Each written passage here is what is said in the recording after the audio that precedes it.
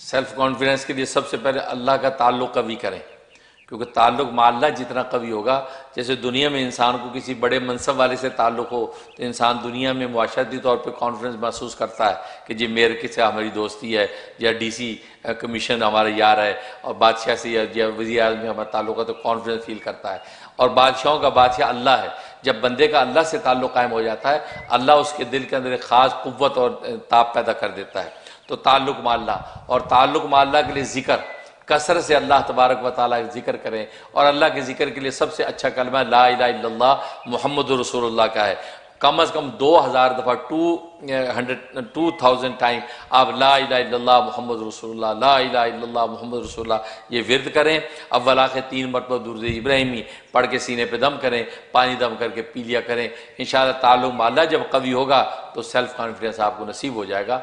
मैं भी दुआ करता हूँ। बहुत शुक्रिया।